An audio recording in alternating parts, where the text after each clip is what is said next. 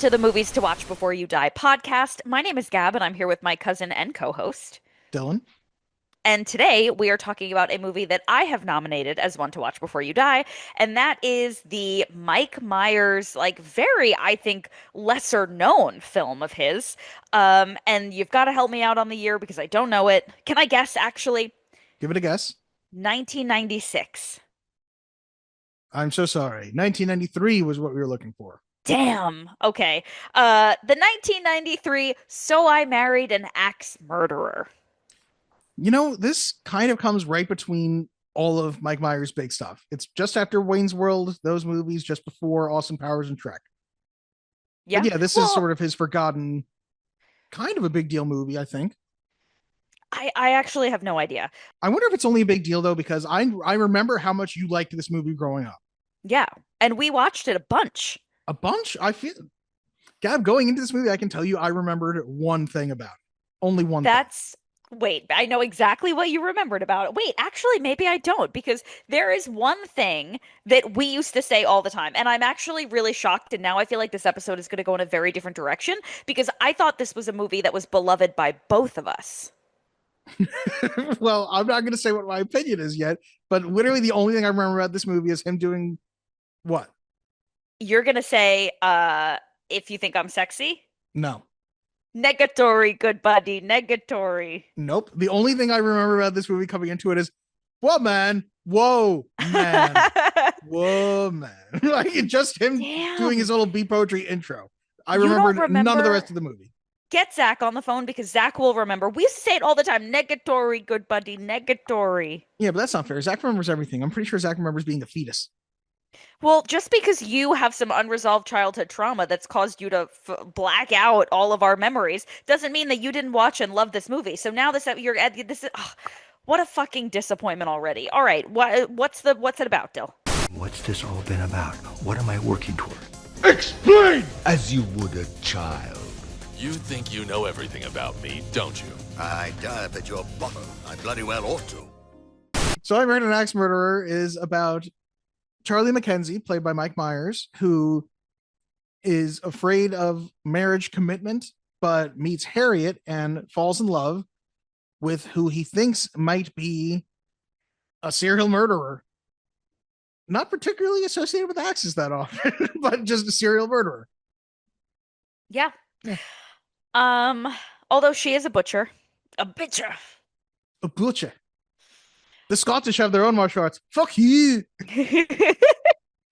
Would you like to do the IMDb plot summary, Gab? Yes, please. A San Francisco poet who fears commitment suspects his girlfriend may have knack for killing off her significant others. Concise, beautiful, to the point, 10 out of 10. It is interesting. We do have to talk about the fact that poet is his job, I guess. Yeah. That was a big moment for me where I was like, he doesn't have a job. They should explain at some point, like, remember when I won the lottery all those years ago and now I'm just sort of a lazy beatnik? Yeah, honestly. Because there's no mistaking that he's bad at poetry, and he's only performing at this one club, and I think the butt of the joke is not lost on anyone. Yeah, I would agree. Before I get into anything, though, Gab, do you want to hear the tagline? There is only one. Oh, thank God, because no is the answer, but go ahead. The honeymoon was killer. I hate it. You weren't going to get any better than that. It doesn't really need anything.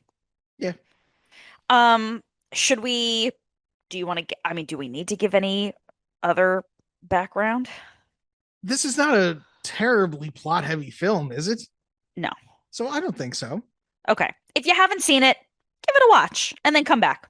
In this critic's opinion, that's just like your opinion, man. Well, I have a right to my opinion, and my opinion is you have no right to your opinion. So I'd like to start opinion time by discussing the opening scene, because I feel like it's a really, really cool shot. Oh my God, I feel bad that I'm not remembering the specific. Oh, with the cappuccino during the opening credits. Okay. So the camera is obviously on, I assume a dolly of some sort, and they've put a very large cappuccino all the way up against the camera. So we are following this cappuccino floating through a really like kind of very packed cafe, weaving around people and people are dodging and yeah, and then we finally get all the way through to the back of the cafe where sits our hero, Mike Myers as Charlie McKenzie. Okay. Didn't you think that was a cool shot? Yeah, and I do like what's the little joke he says when he first sees. I believe I ordered the large cappuccino. Yeah. Yeah, that's a cute opening shot and a good way of mixing in those opening titles. And I don't know why in my head right now it's jiving with. I'm thinking of the Naked Gun opening where you're the police car because you're kind of the. Yes. It's a POV shot of a cappuccino being delivered. Yeah. Yes. Wow. You really gonna hit them with the technical jargon when I said that the cappuccino was up against the camera. It's a point of view shot. That is embarrassing. Okay. Um, I think that what really works well for this movie too is the music because it's so early 90s. It's very like they reuse quite a few times There She I Goes. was gonna bring it up if you didn't. Do you feel like it's maybe one time too many for There She Goes? Yes. Yes. I do. I do. And there's no other song that gets repeated. It's not like they're, well, I guess they reference the song that she sings at their wedding a couple of times, but Yeah, but even that, they don't like you don't hear that until 2/3 of the way through the movie when she yeah, actually finally sings that, because that's one of our final clues of oh my god, wait, this is too many linkings because she's not only singing the song, but they said she knew 6 languages and she's singing the song in different languages, which just feels like she's flexing on the audience. You know what I mean? A little bit. totally. I don't remember where I was going with that. They do There She Goes one time too many.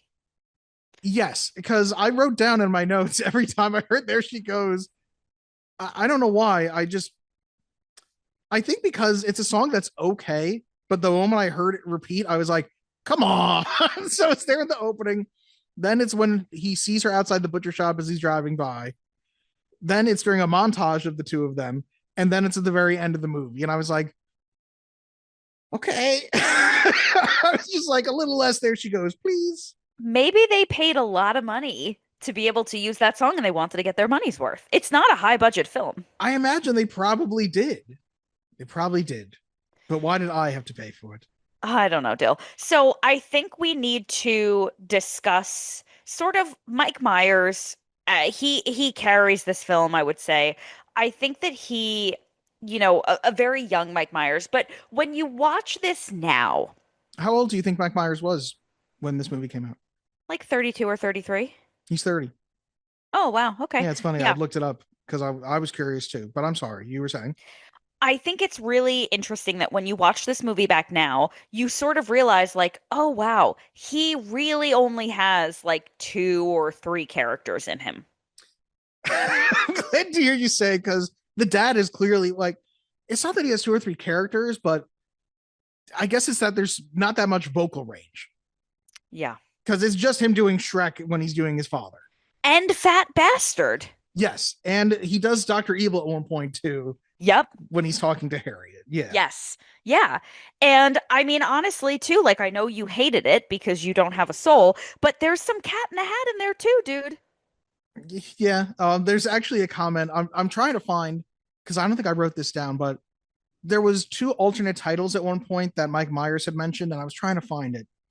But I'm looking at this video and somebody wrote on it. I remember years ago, the BBC movie reviewer Jonathan Ross described Mike Myers as the man of 1,000 voices, all of them Scottish. You know what? I feel like that's very appropriate with what we're talking about right now. It is so true. And it's like, it's a shame that he sort of fizzled out from like, you know, his career, right? Or being in the public eye, but I feel like there was really not much left for him to give us. Yeah, you know what? He had a Netflix show. I feel like it wasn't that long ago, but yeah, he really doesn't pop up that much anymore. And maybe he really doesn't need to. I know we say that, and there's another Shrek movie coming out. Well, yeah, but that's still like he can do that from the comfort of his home, you know? Yeah, and you know what? Good gig if you can get it, I suppose, right? Yeah. Yeah, but it is like very eye-opening when you're like, oh wow, yeah, it's not like a Jim Carrey where it's like, yeah, I see like the idiosyncrasies come up in everything he does, but he's got such range where it's like he can be in Eternal Sunshine, he could be the Grinch, he can be, in Dumb and Dumber, like all of that. With Mike Myers, it really is just like, oh, this is what you got, huh? Yeah, it's not like it feels funny that I'm about to go. It's not like Adam Sandler, but Adam Sandler even has his Punch Drunk Love, his Uncut Gems, his Jay Kelly that he was in last year, where once in a while he's like, no, you know what? I do have some acting chops here.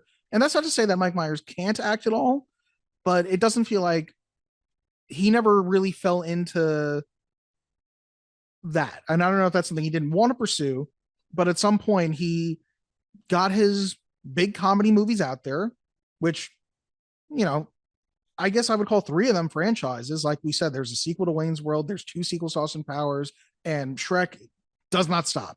Yeah. And you know what? Maybe he said that's good enough for me. Yeah, I do think I read something somewhere, and you'll have to fact check me on this, but I think I read something that said that he had gained a lot of weight and was like too embarrassed to go out. I remember we talked about this once before, or am I just thinking of when you said the same thing about uh Gene Richard Simmons? Simmons? Richard Simmons. Well, Richard Simmons, that was true. That's why Kiss doesn't perform anymore. Yes. But Mike Myers, I don't think it's that he got like horrendously out of shape. He doesn't look like he's 30 years old anymore. Well, the thing is now, um, there's Ozempic. He could just hit the Ozempic. He don't have to hide in his house anymore. He can come out. But won't he have no bones then, Gab? Well, it'll be everything but the bones. And honestly, there's a picture of him here. I'm just looking it up now. And he just looked like, if you Google Gab Mike Myers 2026, he just looks like himself with like whitish hair. Let's see. He I does. think Look he's at a aged little very well, handsome. actually. Yeah. He actually looks a little bit, forgive me, got a little bit of like a Nathan Lane look to him. I thought you were going to say Nathan Fielder for some reason. No, I mean, what are they both Canadian? This is not, I kind of see that too, though. no, he doesn't look like Nathan Fielder, you psycho. Maybe he did when he had darker hair. Oh, he looks so nice. Okay, anyway, that's not why we're here. Yeah, he So, looks great, actually. He's aged fabulously. I think that once you get over the like, oh, there's no originality in this. This is just Mike Myers doing that thing. Well, it was I more original at the time. right, yeah. Yeah. I suppose. I think the first stop on this train is him portraying the father, who is Scottish. Stuart McKenzie, he plays his own father. At one point, they were trying to cast an actor, and he was doing it in that place at first. And they're like, you know what? Why don't we just let him do it? Yeah. He's pretty funny as the father, though. I think that's a lot of the time when he just can really riff, which I did laugh at. He'd move, you know what I mean? Like, it's just funny watching him do his Scottish shtick at times. Yeah. Yeah. Yeah. Kid's got a head like Sputnik. Yeah, wait.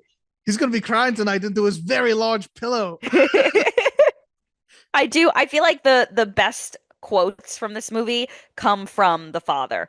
I love when he's singing "If You Think I'm Sexy" with the bagpipes. I was loving the rock bagpipes and then the bagpiper passes out. Yeah, that was pretty good for me. I love that. I did find what Mike Myers said was alternate titles, because he was not in. He was in an interview with Bobby Wygant, which I feel like I've said it before. God bless Bobby Wygant. Rest in peace. The Bobby Wygant archive. It's like every review she ever did is on YouTube, and it is such a good resource in general. And it's her interviewing him, and she kind of confronts him about the title. I don't want to say she's like really challenging him on it, but she's like, "Are you in love with the title?" And he's like, "Not in love. You're in like with the title." And he's like, "Yeah. What titles would you come up with?" And it's not that he came up with. Apparently, the producers had other titles. And the funny thing is, he's like, "I don't even know who actually makes the choice. I just feel like I saw a poster or something at some point. I was like, so that's what we're going to call it." Two other titles, though, was The Man Who Cried Wife and Fear of Commitment. I don't think any of them are great, but I kind of like both of those in the way that they sound. I don't know. They give me more of like a 1950s movie vibe of like Double Indemnity or something like that. And I do think by the time you get to the end of this movie, it starts to sort of go for that when they're at the actual honeymoon scenes. Because it feels like a lot of this movie is set up to get to the end. Like, it's all very comedic setup to get to a dramatic ending. You know what I mean? Yeah. And I think because I didn't remember the movie that well, Gab, I was shocked by the ending and found it kind of fucking freaky. Really? Yes, because we're going to go into full spoilers now. We're introduced to Harriet, played by Nancy Travis, and this is right after Charlie's mom has been talking about Mrs. X in her newspaper, who has killed 3 husbands in Atlantic City, in Miami, and in Texas. And it gets very specific about the situations. And then we have, him dating Harriet, and she has a giant Atlantic City poster, and she mentions that she knew a martial arts guy who was one of the victims, and she's crying out the name Ralph in her sleep. And she lives with her sister Rose. And we keep seeing Harriet talk about all these murder related things. I'm trying to remember what it is in the beginning. He goes, have you done any deplorable murders? Or it's something similar to that. He said, have you ever brutally murdered anyone? Yes. And I think her response is, what's your definition of the word brutal? Mm-hmm. And it's that same night that they get together, they sleep together for the first time. And she starts saying Ralph in her sleep. And then it's him like waking up, and I'm like, my dude, she had to give you back. She answered your question with a question about brutal murders, and then she's crying out somebody else's name in her sleep. And you thought, yeah, I'll stay and sleep here.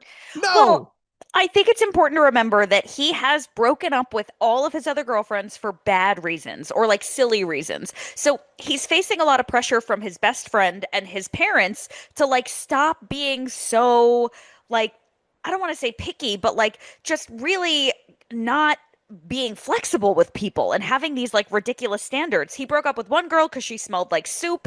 He broke up with another one for some other, oh, I don't remember. It was some dumb reason. It's just like silly things. So they're like, you have to like just accept people for who they are and stop, being like this. So I think he was trying to be understanding. Do you wish that maybe, and maybe it's going to add more time to this very brisk runtime movie, which is appreciated, that maybe there's a little bit more setup as to why he's afraid of marriage? Because we see his parents in the movie have a great marriage. They've been together 30 years. They still love each other. Although his mom's a little weird with his friend Tony. Yeah. I guess. She does kiss him on the mouth. She does make out with Tony. I don't know. Here's the thing. I'm going to tell you what I really like about this movie, and I think that part of it is in, intertwined into what you're saying. We get the point.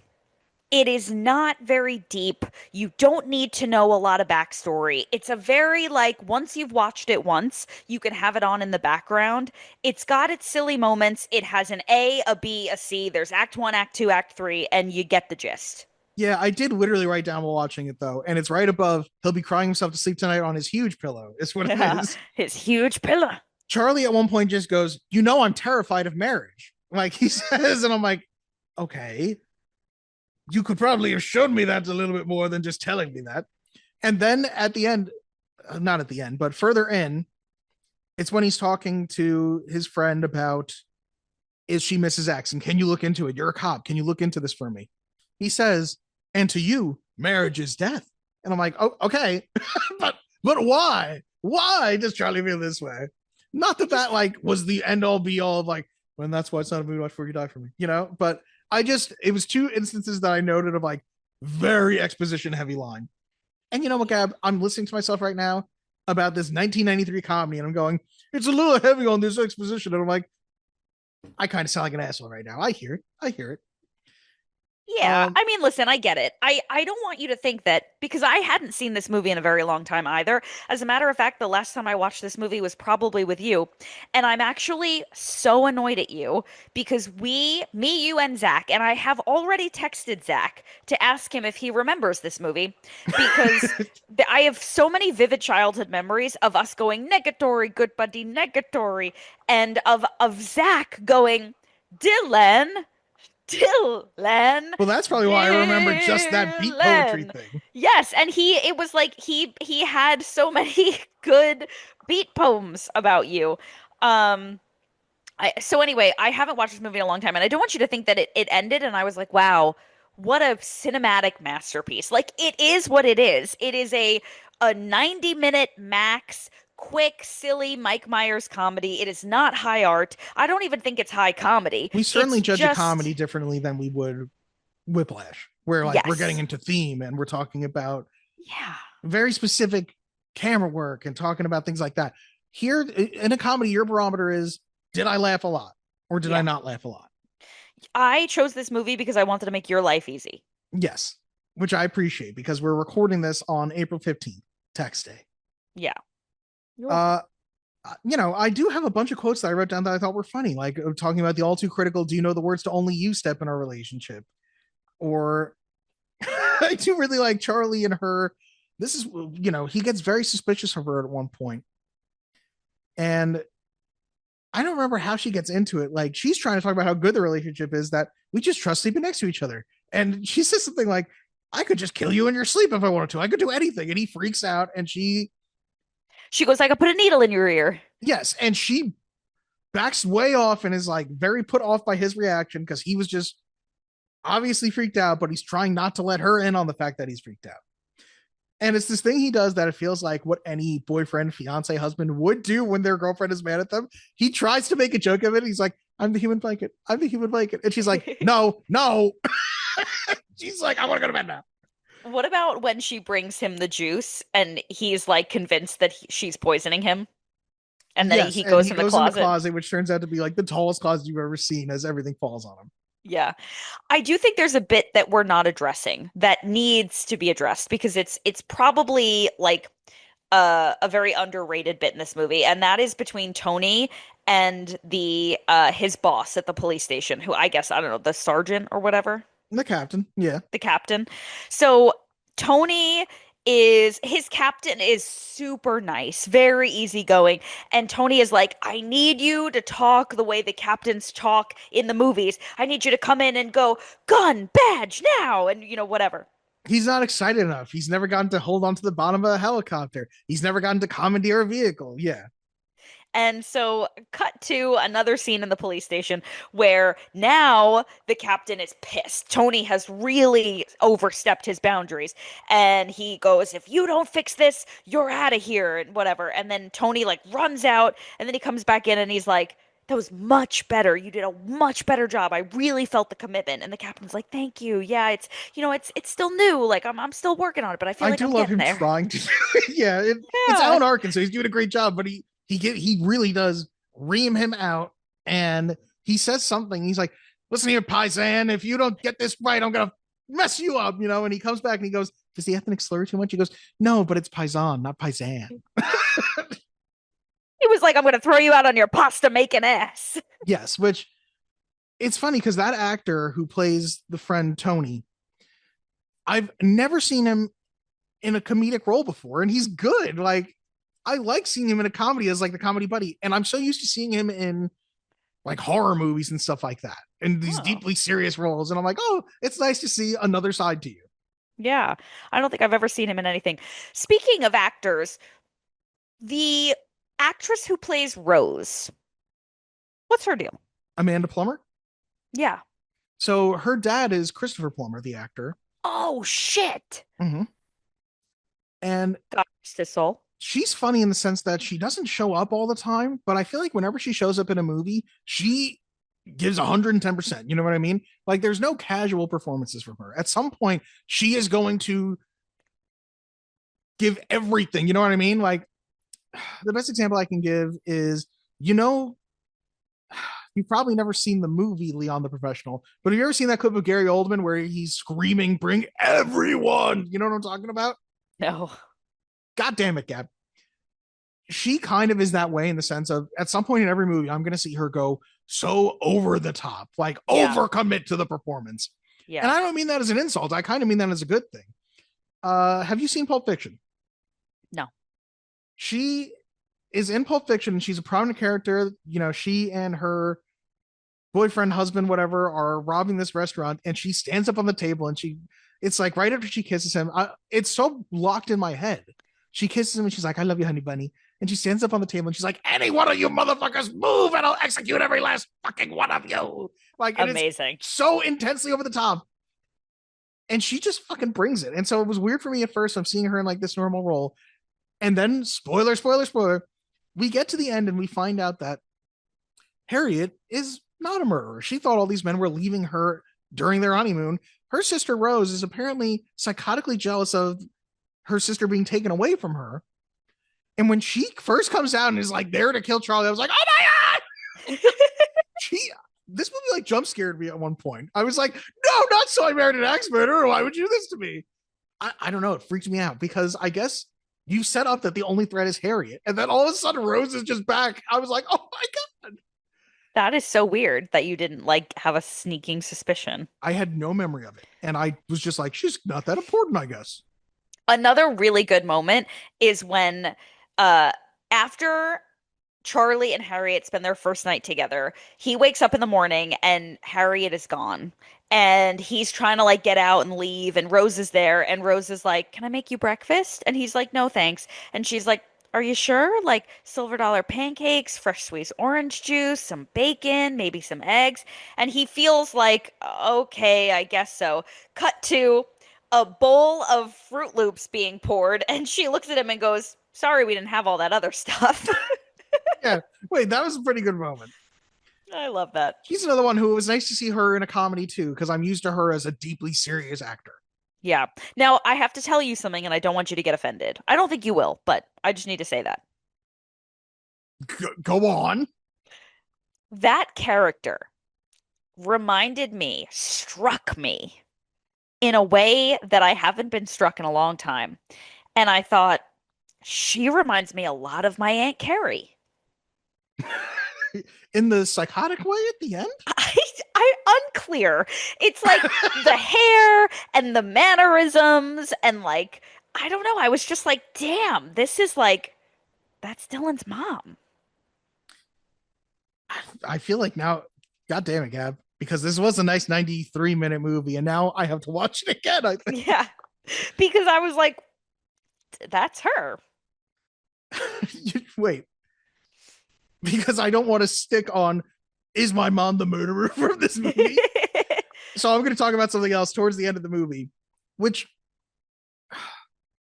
no, I'll stick with this first. A funny moment before I get into two cinematic things I'm going to mention. Uh-huh. I was really struck by it. I guess it's that rule of threes thing. Mike Myers, they're going back to their honeymoon room, and the bellhop clerk, whatever is helping, he goes, "Thank you. Would you like to stay for a nightcap?" And he goes, "No." And he goes, "Well, stay for a nightcap." And the guy's like, I don't think I should, sir. Stay for a nightcap. And you know what? Mike Myers delivers it with enough bluster that it got me. Yep. Two cinematic things I want to mention.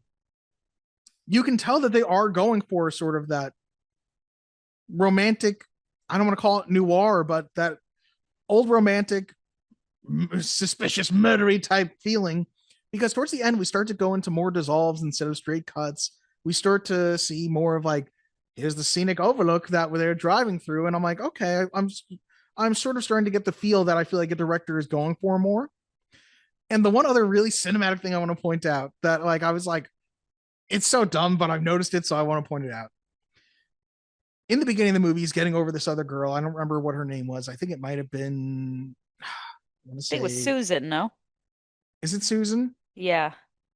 Okay. She was a thief. You gotta believe she stole my heart, and my cat. So when he finishes that poem, he blows out the candle because that relationship is over. He breaks up with Harriet when he suspects that she's a murderer, but he does not feel great about it. He does a poem about her and he puts the candle down, but the flame still burns. Mm-hmm. Yeah. That's a great moment. Cinema. Yeah. Cinema. That was right after I wrote down like very on the nose exposition line. I was like, cinema. So it redeemed itself for you. Yes, they moment. Even out. Good. I'm happy to hear that. Can we talk about Charlie's mom? Oh, yes, of course. The actress does a great job. I should have her name written down somewhere. I don't know if I do. And maybe that's because it's Brenda Fricker. And the thing that I most notably know her from, do you know what I'm about to say? No. She's the motherfucking pigeon lady from Home Alone 2. I've never seen Home Alone 2. Well, she is a homeless pigeon lady in the park, and I was I've seen the photos, though. Yes, the photos of what is clearly Piers Morgan in disguise, and I was like, oh my God, you don't always look like Piers Morgan. Sometimes you just look like a regular lady. Wow, good for her. Yeah, but I do feel bad she's not getting that Piers Morgan money now. Yeah, Yeah. yeah, unfortunately. Um, she is so good. Truly Scottish or doing a bit? That's a good question because I feel like she has more of like a British accent in Home Alone 2, which why is a more British sounding lady homeless in Central Park, but Yeah, honestly. she is Irish Okay. and she is 81. Wow, good for her. I hope she's having a nice day. She's holding an Academy Award in this photo, and I'm like, did she win an Academy Award? Oh, shit. She did. In 1989, she became the first Irish actress to win an Academy Award for her role in My Left Foot in the Best Supporting Actress category. Good for her. Good for her. In 2020, the Irish Times ranked her 26th on its list of the greatest Irish film actors of all time. Damn, who was number one? I don't know, but quite frankly, we're looking this up now. I Yeah, we gotta gotta know. know. Let me guess. Colin Firth. You guess. I'll scroll. I already guessed. I said Colin Firth. Is that your final guess? Yeah, that's the only Irish person I can think of off the top of my head. Wow. It is not Colin Firth, which now I gotta Now, find out if Colin Firth is on here at all. are we talking about Irish accent or like of Irish descent? I think from Ireland we're talking about. Okay. Which I think Colin Firth is British, isn't he? I don't know. I feel like I was confident because you didn't say anything the first time I said it. Let me look him up. Colin Firth is English. He Irish is from. actor. No. Oh, Colin Farrell. That's what Oh, I did you mean Colin meant. Farrell? I did. I'm sorry. Colin Firth is the guy who did the King's voice, right? Or the Yes, King's the speech. King's Speech. I Colin meant. Farrell is number 5. Oh. So he's close. Number 4 is Peter O'Toole. Okay. Number 3 is Richard Harris. Okay. Number 2, Daniel Day-Lewis. He's Irish? He is, which is also kind of crazy to me because I was like, number 2? Who's above Daniel Day-Lewis? Yeah. Which it's saying, yes, he has the passport. So now I'm like, is he not actually from Ireland, Daniel Day-Lewis? It literally says British Irish actor Daniel Day-Lewis on Wikipedia. He's going for both. It says he's from London, England, but he has UK and Irish citizenship. Shut up. All right. Who's number one? Maureen O'Hara. Who? Maureen O'Hara. Okay, I wasn't asking you to repeat. Well, Gab, you jerk face. I'm trying to think if this is exactly who I think it is before I make a fool of myself, because I know I've seen her on Turner Classic Movies. Is she from Gone with the Wind? No. But she's in. You're thinking Scarlett O'Hara.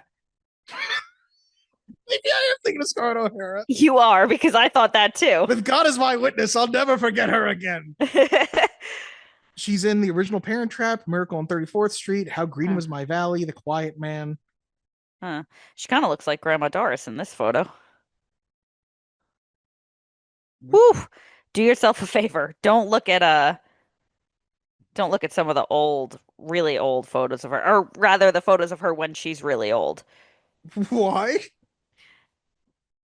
There's like her old, and then there's her like no one should be that old. She's a very old lady on the left. What do you want from me, Cam? No, She's no, like I'm just 90s.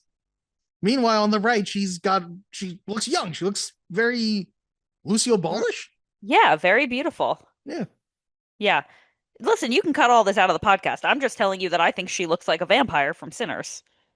All I'm going to say is I'm a little surprised that she beat out Daniel Day-Lewis.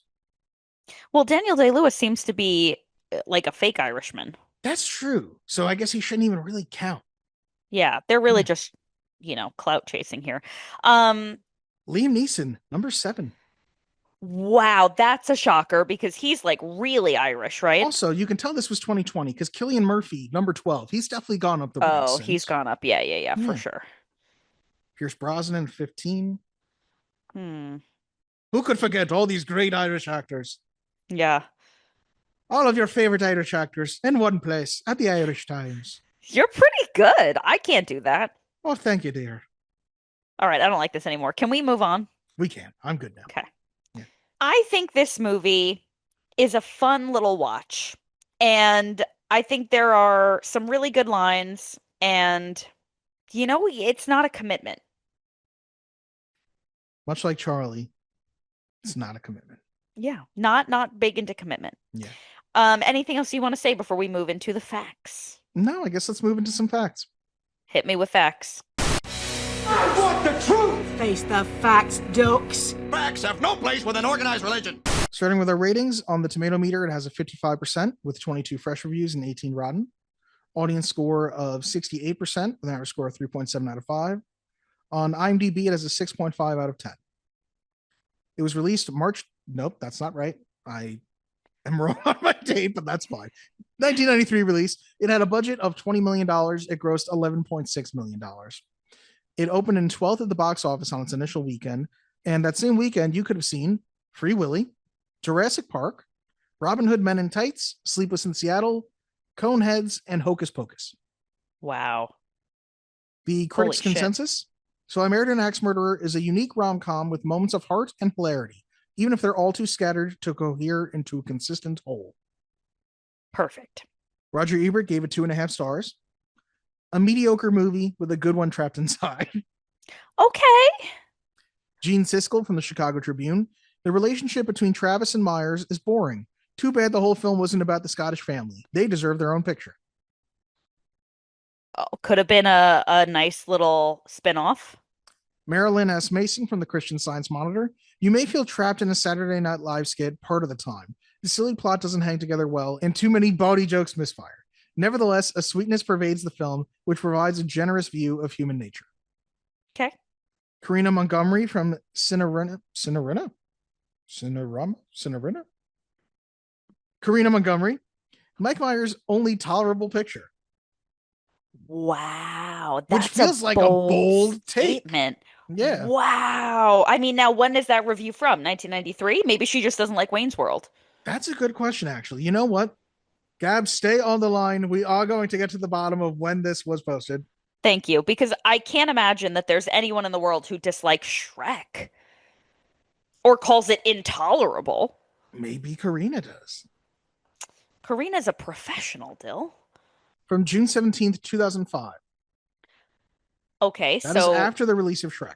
Wow. And Shrek 2. Holy shit. Yeah, because Shrek 2 is 2004.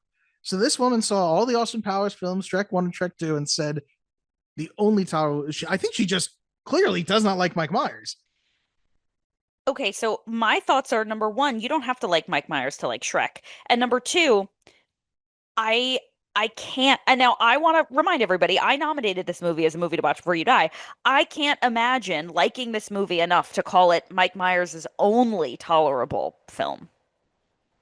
Yeah, it's too bold. But you know what? Karina got us talking about her review. That's probably what she wanted. Yeah, license revoked though. Straight to jail. Yeah, you know what? You had an easy 21 years before we got you, but we got you now. Yep. Couple letterbox reviews. This one from Zara. Harriet is a terrible butcher, and the amount of health codes she violates with the assistance of Charlie in this film is terrifying. I pray for her customers' good health. That is so real. He comes into the butcher shop and he's like, I know how to butch. Can I help you? Is butch the verb? Can I help you? But I love it now. Thank you. And she's like, yeah, grab an apron, and then not a fucking glove in sight. I do feel like if somebody said Harriet is so butch, you would not think, oh, she's a butcher.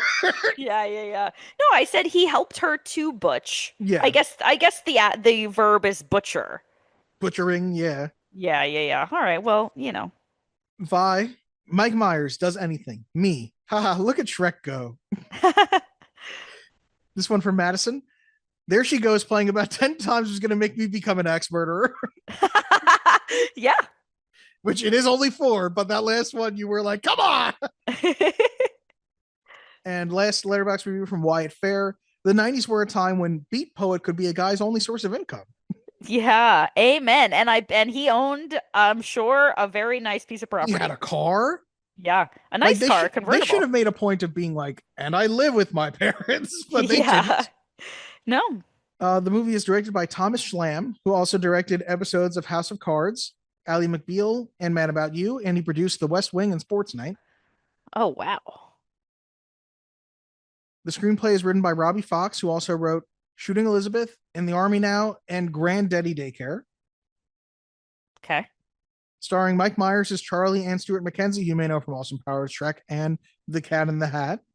Yes, thank you. Nancy Travis as Harriet Michaels, who you may know from The Vanishing, The Kaminsky Method, and Duckman Private Dick. Who doesn't know Duckman Private Dick? Duckman Private Dick. Anthony LaPaglia as Tony Giardino, who you may know from Annabelle Creation, Without a Trace, Happy Feet, and All-Star Superman.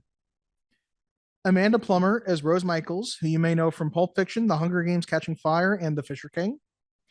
Also starring Brenda Fricker as Mae McKenzie, Matt Doherty as William Heath McKenzie, Charles Grodin, Phil Hartman, Michael Richards, and Debbie Mazur. Phil Hartman. Yeah, Phil Hartman is at Alcatraz. He's their tour guide. Oh, yeah. Okay, now would you like to get to some fun facts? Oh, please, hit me with the fun.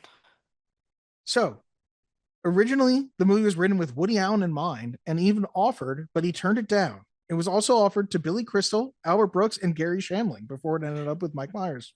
Wow. We had a pretty heated Billy Crystal versus Mike Myers debate last night. You got involved. Yes, and I certainly would take Billy Crystal. Me too. Yes. Me too. Nothing personal, Mike Myers. You're still great. Yeah, no, and very handsome. Very handsome. Yes. He's a good young man. Okay, Halfway I'm sorry. I want to interrupt you. I'm so sorry. Zach texted me back. He goes, vaguely, I just remembered Dylan. Oh, Dylan. Damn it. See, it was not that memorable for either one of us. I think you watched this movie a lot more than we did. I must have. Maybe I just showed it to you one time. Probably. Halfway through the filming of the movie, director Thomas Schlemm and Mike Myers stopped speaking to each other. Oh. So I think it was contentious on the set between the two of them. That's not the first time we've heard about that from Mike Myers. You're right. That's not. So, I mean, if you're the common thread, it's probably you, man. Sounds like you're a nightmare. You, man. You were a jerk. It's difficult to work. Yes. See, now you don't need a job. Oh my God, finally. Mike Myers' performance as Stuart McKenzie is based on the mannerisms of his own father. The moment where Tony laughs at Stuart's Colonel Sanders impression was not scripted. Anthony LaPaglia really did lose control laughing at Mike Myers. Mike Myers extensively rewrote the script with Neil Malarkey, an old friend from Britain. According to Myers, they changed the story and many of the comedic moments. Robbie Fox was asked to consider a new set of credits that gave him a story by and co-screenplay credit. He rejected the proposal, and in arbitration, the Writers Guild of America decided that Fox would receive sole screenwriting credit.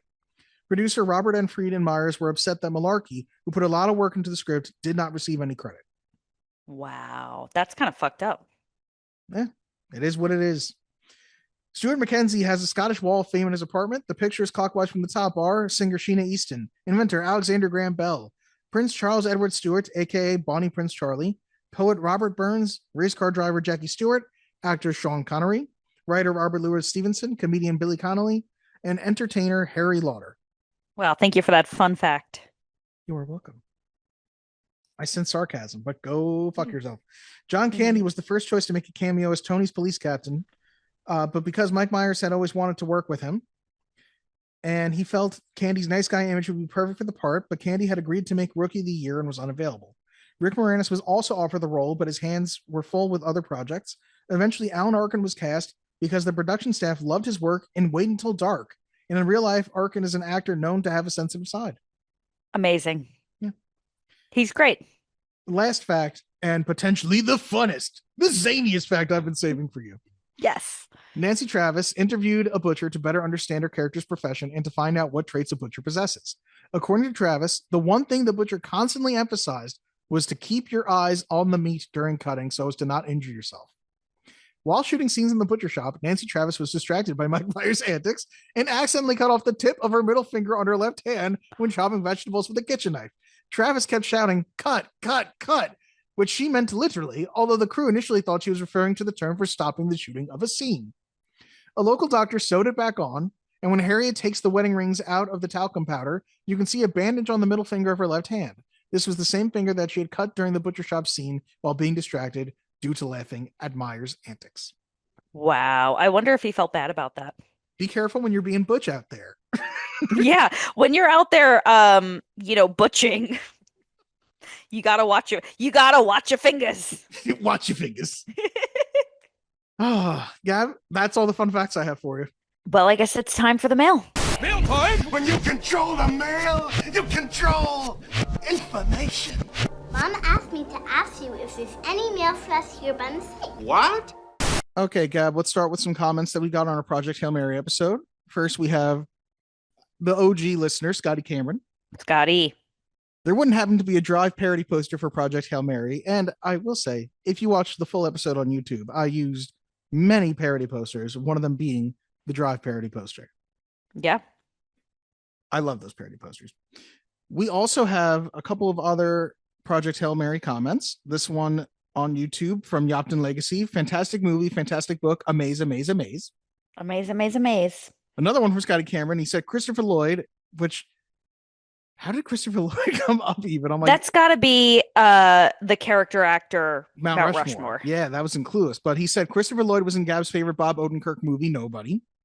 I hate that movie. He was? He's the dad. I blocked it out of my mind. I'll briefly address. I went to the movies last week and saw Bob Odenkirk's new action movie, Normal. Mm-hmm. Nobody is way better. Nobody, I was like, man, I miss Nobody. Because Normal just feels like very watered down Hot Fuzz. Moving on, though. This was on the short about, can we address Ryan Gosling? You know, talking about, you were like, it's Ryan Gosling. I'm not going to think he's a dork. Yep. From Grant Brando. As a straight male, I approve this message. And you know Thank what? you. I feel the same way. Yeah. Listen, you're never going to convince me that he was like lonely. It would never happen. Doesn't even have a dog. Comments on TikTok. I ride my bike to work and not for exercise. What a loser. Honestly. This one from Allison Conklin. Oh. Alone in space and alone in the middle of the ocean, parentheses, not on an island, like open water, not a fan. Which, those are the two worst, I'd say. Yeah. 100%. It is. There is nothing more horrifying. It's because it's not if, it's when. Yeah, like a little bit. Alone in Target, I'd love that. That sounds great. Alone in Costco, I've dreamed of this moment, you know? Really? Costco? Costco's my place for if there's a zombie apocalypse and I could make sure that it was just me in a Costco, come on, I'd be set. It'd be great. I have news for you though, Dill. If it's you in a zombie apocalypse, it's not if, it's when. When do I die? Yeah, when you get eaten by the zombies. Oh, realistically, Gab, I killed myself when I saw the zombies. Okay, good. I just want to make sure that there's no, I want to manage your expectations here. Realistically, Gab, when I realized McDonald's was shut down, I started eating whoever I was with. This was a comment on the clip we did about the duo of Ryland and Rocky, and somebody compared it to a little bit, Hannah Cole said a little bit like Toothless and Hiccup from How to Train Your Dragon. I've never seen those, but it's nice that there's another suggestion. But absolutely, okay.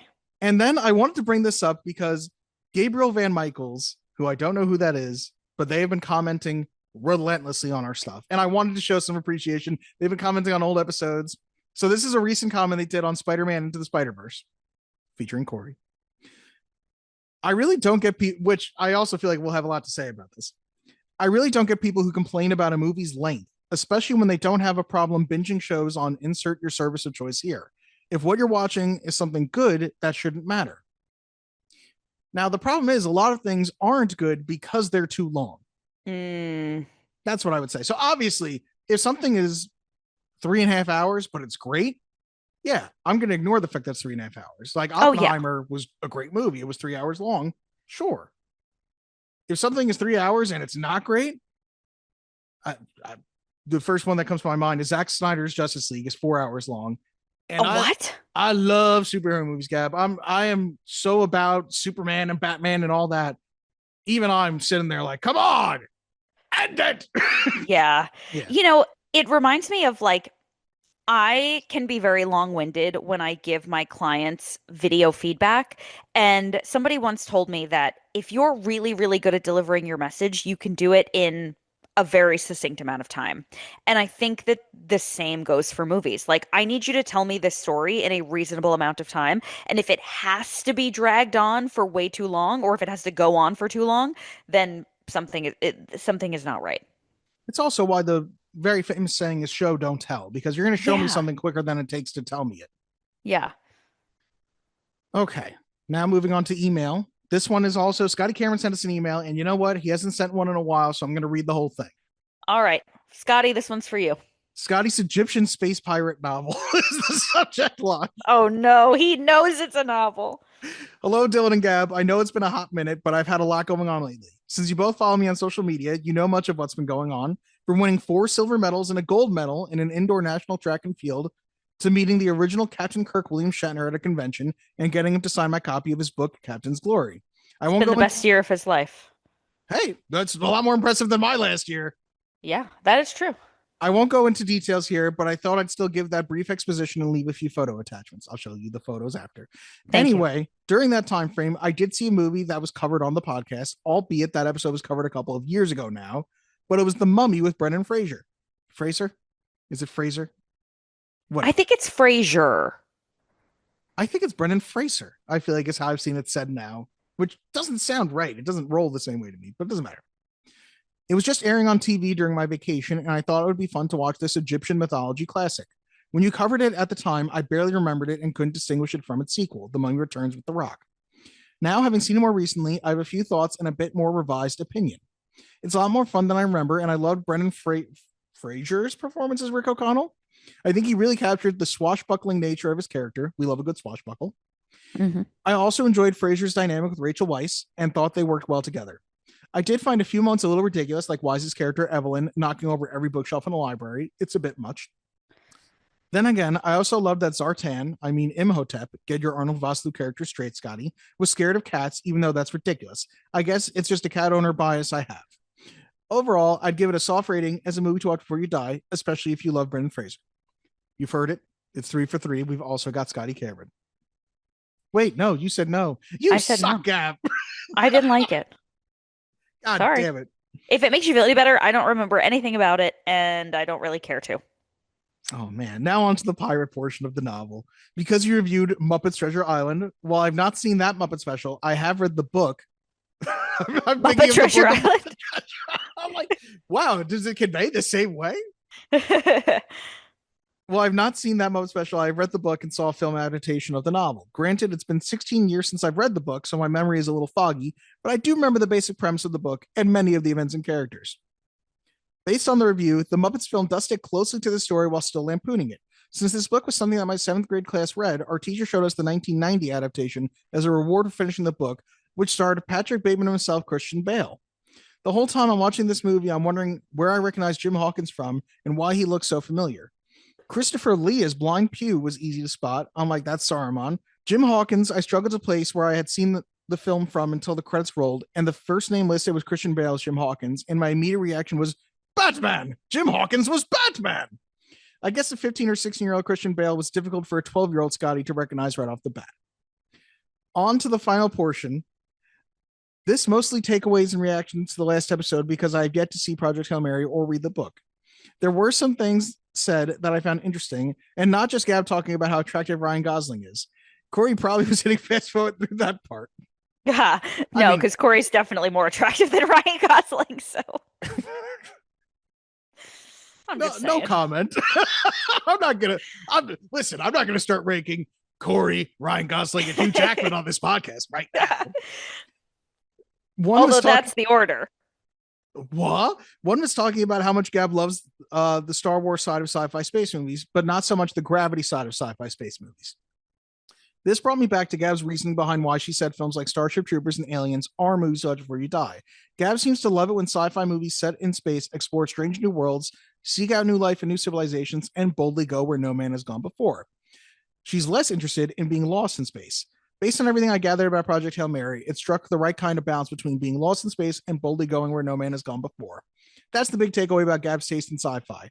I do also want more standalone movies that aren't part of major franchises, as much as I enjoy the big franchises. I believe there needs to be a balance between IP movies and standalone movies. Do you agree with his take on your sci-fi affinity? I do, yeah, because it's so real. Like, I don't dislike sci-fi. I just don't like scary. I will wrap up by asking Gab, since it came up that Corey read Absolute Batman, Absolute Superman, and Absolute Wonder Woman, has Corey had a chance to read Absolute Flash, Green Lantern, and Absolute Martian Manhunter? Is he reading the trade paperbacks or just the issues? I will note that Jason Aaron, the writer of Absolute Superman, is from Kansas and lives in Kansas. So I've actually met him at conventions and bookstores, comic book store signings, and I've had him autograph a few of the books that he's written. Those are also attached. That's all, folks. Stay yappy. Scotty, the jackass who begged vampires kiss. I mean, the hero who found the first movie to watch before you die. Aw. Yes, Corey did read Absolute Batman, Absolute Superman, Absolute Wonder Woman, and then I bought him Absolute Flash and Absolute Green Lantern, and I believe he just finished Green Lantern and said it was I think he said it was the best one of all of them. I don't know if he started the Flash yet. I think he did, and I've never heard of the other one that he said, Absolute Monster Martian Mash. Manhunter. Oh, Martian Manhunter. That's I've never the heard of Absolute it. Monster Mash. I have no idea what that is. But he really loved it. And so he doesn't have the paper issues. He has like the hardcover like book things. And yeah, going I great. feel like Corey and I need to hang out without you and just watch nerdy stuff. Oh my God, that would be his dream because he doesn't watch cartoons when I'm home because I don't fucking care. But he does watch them when I'm away, and I feel like he would be so happy to have someone because he'll try to tell me what it's about, and I'm like, cool. Oh, Oh, poor Corey. wow, yeah, that's great, babe. Awesome. Um, I think you both need that. Okay, and moving on, we have one last message from our Canadian correspondent, Kyle, from the Film Realist podcast. Dylan, Gab, I was curious after listening to your Project Hail Mary conversation about your fears, because the most you hear in general from people is space and underwater. So I was curious for the two of you, which do you find more terrifying? The concept of being in space or the concept of being in the deep ocean? Personally, for me, I think because space would most likely kill me slowly, the idea of being in the depths of the ocean, not being able to see in all the different things that are down there, and obviously this likely is attached to Jaws, which made the ocean scary. That for me would be the most terrifying place to be, and probably why there's been likely more movies about the ocean and the terrors of it. It might be even with space. I'm not actually sure now that I've said it. But regardless, I'm curious to see what you guys have to say. Love the pod. Keep up the great work. Bye. I'm going to go ahead and answer this on behalf of both of us, if that's okay, Dill. Well, at first, I just thought it was General Fears Gap, and I was like, abandonment, public speaking. Abandonment. So he narrowed it for me, which is nice. That is nice. I think I speak for both of us when I say that this is a non-issue because Jewish people don't go to space and they don't go to the deep part of the ocean. So I feel as though we're immune from both of those things. I will not be taking a submarine to space nor a space shuttle to the ocean. That is yeah. There's just no way. Like the whole Titan submersible thing. I was like, oof, that sucks. I was about to bring that fucking been me? Did you see there was a headline that was like the survivors of the not the survivor the I don't know what to call family. Them. The families of the Titan family. Victims received like slush in a shoebox back. And I was talking about this at work, and I was like, "That's definitely not all your person, right? They just gathered all the liquid up and were like, put it in 5 piles. There we go." The comments were hilarious because they were like, definitely multiple people slush per shoebox. But also, there were other people who were like, there's no way that they'd be able to gather that because it literally imploded. And then in the depths of the ocean, it like, dispersed amongst the sea. Like you didn't get anything back. The metaphor I also went with was, it's like if I had a carton of orange juice and I said, give me back the individual oranges now. Like, yes! I don't think it's gonna happen. Yes, exactly. All right. Yeah. All right. Or, you know what? Damn. Rip. For Scotty, requiescat in pace. Yeah, for Scotty, who only speaks Italian when people are dead. I think it's Latin, you idiot. Whatever. All right, that's all the mail we've got. So should we get back to So I Married an Axe Murderer? Let's do it. Do or do not. There is no try. The guilty will be punished. Sentence is death. Gav, this was your pick. We'll start with your verdict. All right, Dill. So I'm going to be extremely, extremely honest with you. I watched this movie with Corey last night, and he had never seen it. And in my mind, this was like a childhood classic that you and I loved together. Unfortunately, I seem to have been wrong about that. But, when you watch a movie with somebody for the first time, you're sort of like watching them enjoy it, right? And like making sure they're laughing. And after about the halfway point, I was like, "Oh, this isn't like that funny." Like it's good and I'm enjoying it because it's easy and there's like the jokes that land. Um and it wasn't as absolutely laugh out loud funny as I had remembered it being. But when all is said and done and the movie was over, I thought to myself, A, it was a cool 93 minutes from takeoff to landing. B, there are some really good quotable moments in here. And C, it's not plot heavy. It's not asking you to pay too much attention. It's not like demanding that you take notes or anything like that. It's just a fun, easy little watch. And so even though I don't think it's the greatest movie in the world, I do think it's a fun movie to recommend to somebody who enjoys this type of thing, who maybe likes Mike Myers and wants to see something that he did before Austin Powers and Shrek. And I just think it didn't hurt anybody, I can tell you think it's tolerable, Gab. Is it a movie to watch before you die, are you saying? Yes, it is a movie to watch before you die, and I do think people should see it. I'm sorry, I just do. Gab, sweet Gab. She made her pick a Mike Myers flick, but will it stick to the list of movies to watch before you die? Oh, God. No. Ah! It's fine. It's okay. Yeah, I honestly, Gab, I took my notes, I did my duty, I watched the movie, and by the end, I was like, well, that was 93 minutes. They were not poorly spent, but I did not laugh that much, is the problem. Yeah. I smirked. I smirked a good amount. Yeah. There was a good amount of smirkage. I get it. I'm not mad. If I was like, oh my God, like the I certainly Birdcage did not upset hate me. it. Yeah. Yes. Yeah. If I were more likely to reevaluate one of these, it would certainly be the Birdcage before. Okay, this. good.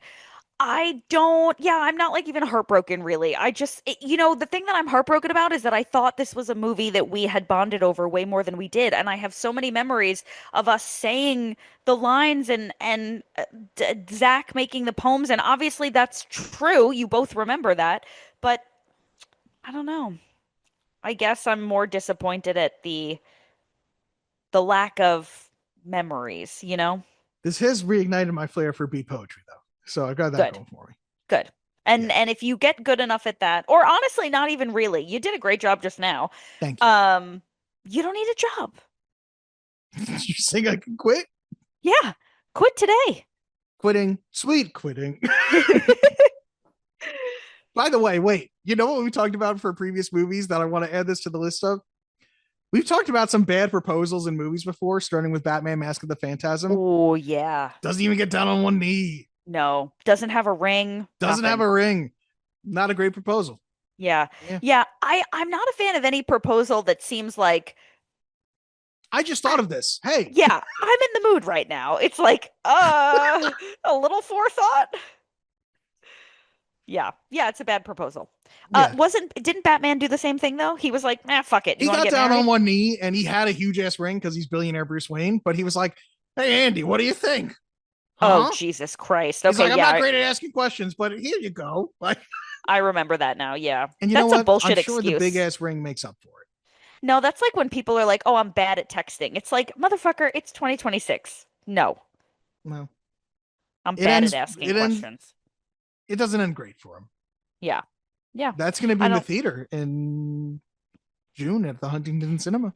I actually did hear about that. And so is Muppet Treasure Island.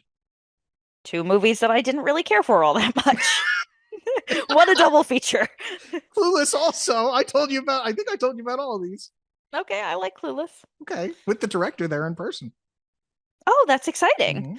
Well, listen, Dill, I picked this movie basically because I just wanted to give you an easy, like a known easy. I thought that you had seen it a million times. I figured you wouldn't even have to pay attention all that much. This was So not an I old familiar. I apologize. was shocked every time somebody like I was like Alan Arkin, Michael Richards, Phil Hartman. Like I was getting shocked as people kept showing up. Wow. Well, all right. Well, I'm Huh. glad at least, there was some excitement for you. Yeah, yeah. All Smirkage right. was had by all. Good. Gab, All right.